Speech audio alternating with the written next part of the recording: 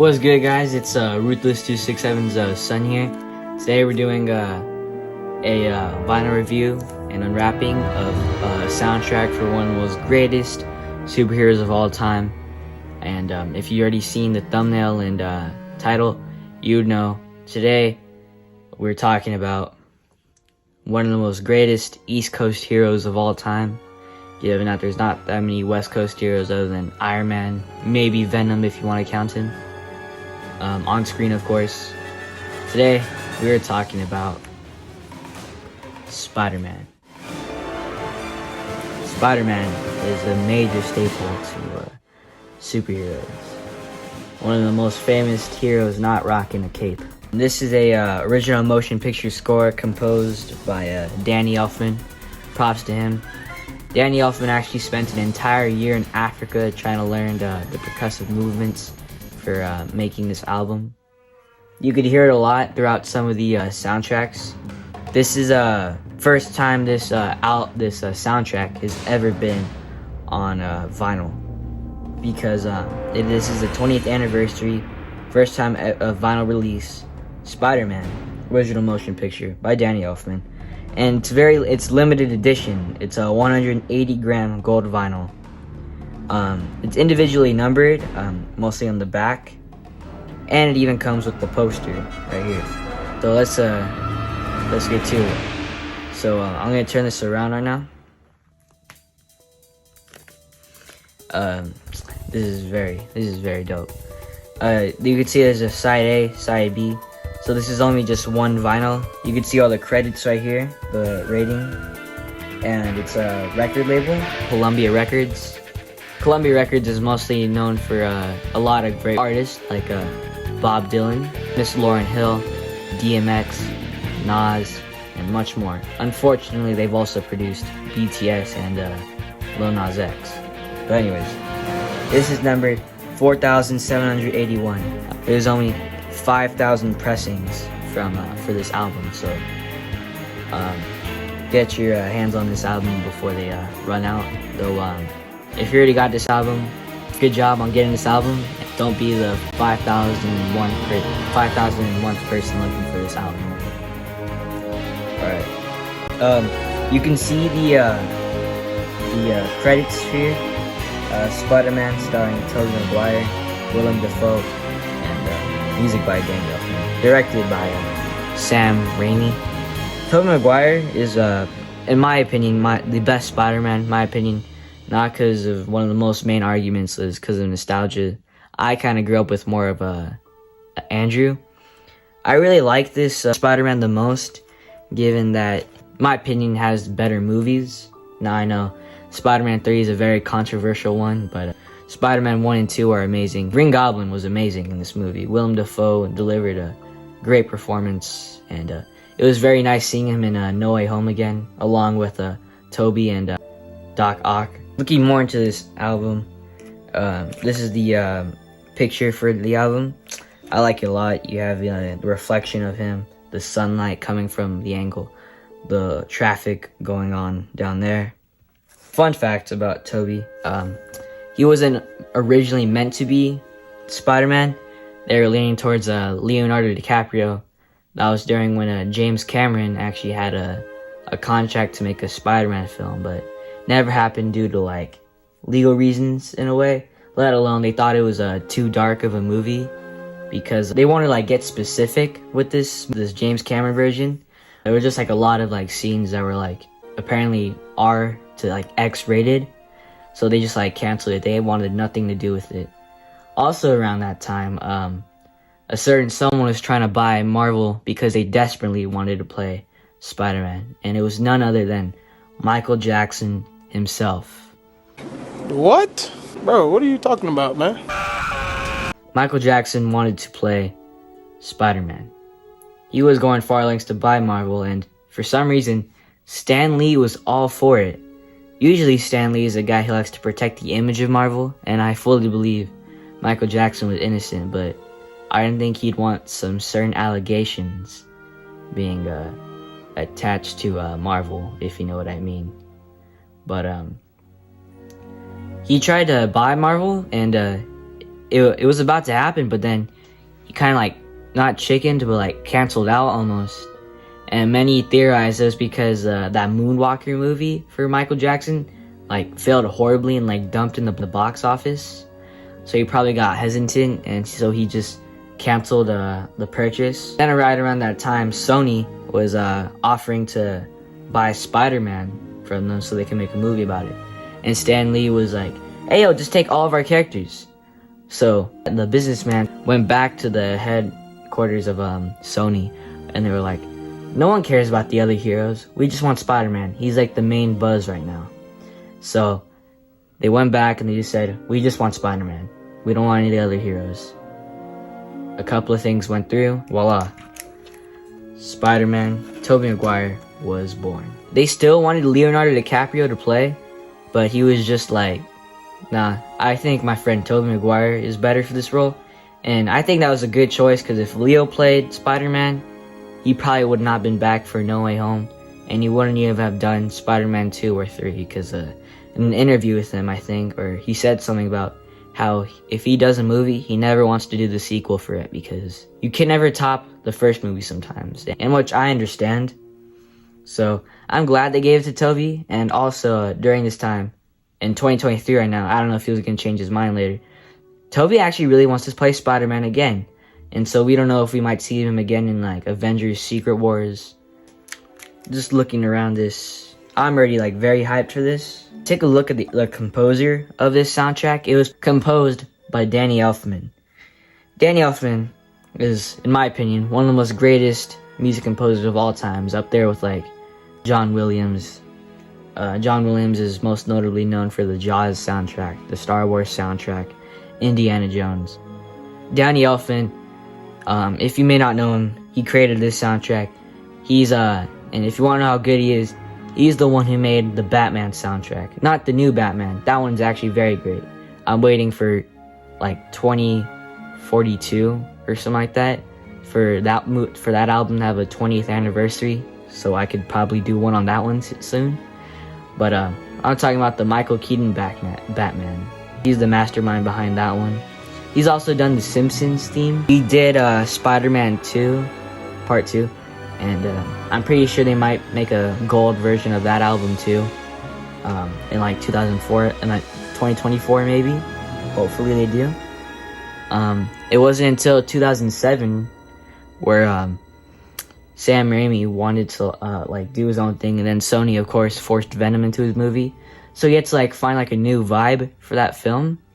And so he saw a particular composer's style. I can't remember the name right now, and he wanted Danny Elfman to copy like the exact same way, but like he just couldn't do it. He just like couldn't do it. And so then Sam Raimi was like, all right, it's fine. He didn't fire him, but like he dropped him. He dropped Danny Elfman. Bad move. But then and so then the new composer came in and he did it perfectly. He's the guy who made the Venom theme, mostly known as the Bully Maguire theme. It wasn't the last time Danny Elfman worked with Sam Raimi though, because they eventually made Multiverse of Madness. They made that soundtrack together. So I thought that's pretty cool. Let's get right to it. Also, just to mention, going back to the 5001th person, if you end up missing this album and it's already gone, don't worry too soon. There is a silver vinyl of this too. I don't know if that one's sold out yet, but that one also looks pretty cool. Let's get to it. Alright, I'm about to open this up right now. Oh my goodness, this is... I don't want to bend it flat because I don't want to ruin it. But this is... Dang, it's so big I can't even fit it in here. That's kind of gay, but hey, close. This is crazy. This is, as a person who's a fan of this movie, part 1, this is just eye candy to see. This is like a celebration of the movie. This was amazing. You see like set photos from over here, also pictures from the movies, and I don't know if that's a scene or like a picture. I mean, yes, of course these are all pictures, but I mean like this is just for like a photo shoot for like an ad, something like that. And looking on this part, there's album produced by Ellen Siegel and Danny Elfman. Oh, so I was right before. This was produced by Danny Elfman. It gives more credits. I would read them all, but I wouldn't want to take up too much time. But good work should never be unnoticed like this. Props to all these people. These are amazing people. But yeah, this is just amazing. I am like beyond happy. This is what I mean. You guys got to get this, man. This is just beautiful. I'm taking out the sleeve right now. Whoa. This is amazing. I know I keep saying that, but like, dang. You even got the goblin right here. This is a great sleeve. I really like this. This is amazing. Dang. Alright, so we got side A. Alright, and you see Spider-Man right there. And it's just like a blue tinted version of the original picture on side A. This is side B. Side blue, if you want to say. This is nice. I can't wait to play this on the Wheel of Steel. That's what my dad calls it. This is amazing. Kind of gives me like a Professor X, his wheelchair. Funny fact too, MJ, as in Michael Jackson, not only did he want to play Spider-Man, apparently there were talks about him playing Professor X.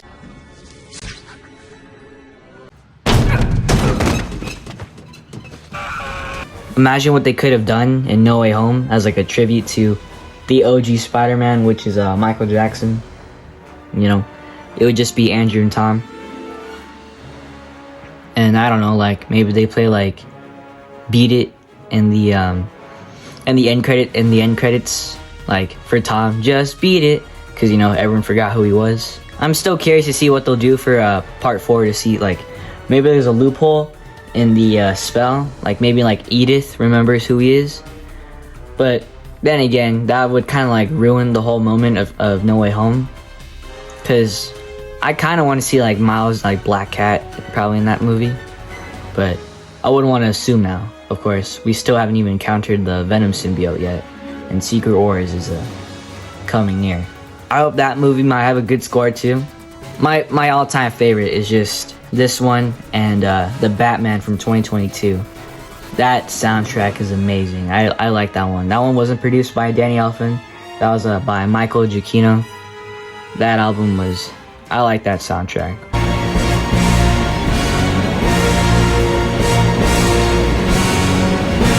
So yeah. I'll put this back in the sleeve now. But this is just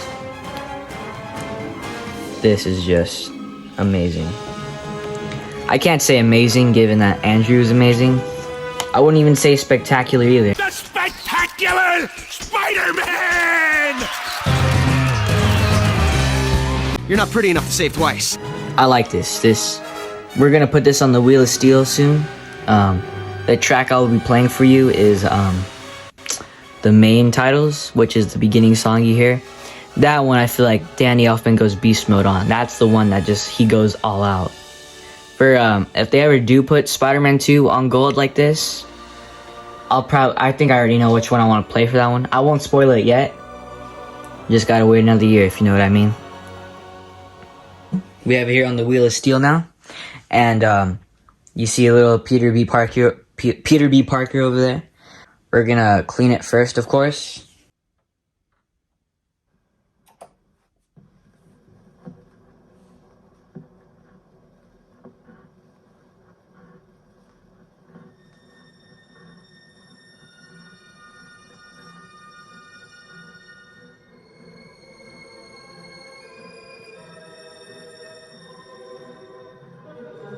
Whoa. You're fired! That was a little too fast. Sorry, my bad.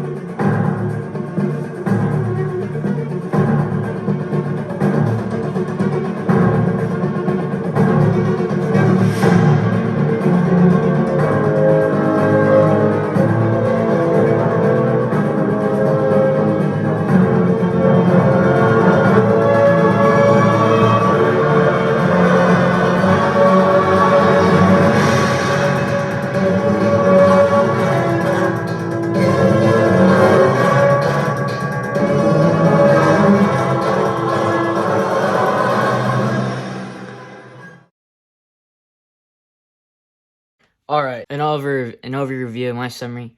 I gave this a 10 out of 10. Actually, I don't know, I wouldn't want to get my hopes too high because I wouldn't want to like overhype part 2 when this comes out on gold vinyl, which I hope it does. So probably like a 9.5 out of 10. At least, of course. This is great.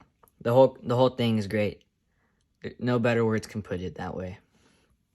I was looking through it, and I actually found a couple of things in here. Number one is a menu thing. So, it's like anime soundtracks. I'm not a very big anime person. I did recognize Ghost of Tsushima was on here. That's a video game. I like that game. Wasn't until I switched here until I realized I like one of them on here. There's Euphoria here, but Tick Tick Boom. That has Andrew Garfield, reminiscent to The Amazing Spider-Man. R.I.P. Gwen. Spider-Man No Way Home. It is a picture disc, and look who it's made by. Michael Giacchino, also the Batman's composer. So I thought that was cool, but there's one final thing that I found. Oh, wow. Wow. That's cool. There was a little mini poster. I thought it'd be bigger, but that's great. This is... I gotta stop saying great, because this is beyond great. This is just... You know, I just don't know what to say anymore. I should probably just stop talking. Stop lecturing me, please. Would you shut up, man? But this is amazing. Well, this is Ruthless 267's son, youngest son. I'll catch y'all if I ever make a next video. Alright? Peace. And I hope you have a great day, or night, or afternoon. I think night and afternoon is the same thing. But anyways, I hope this video finds you well. Bye. And have a very, very, very, very great day and more to come.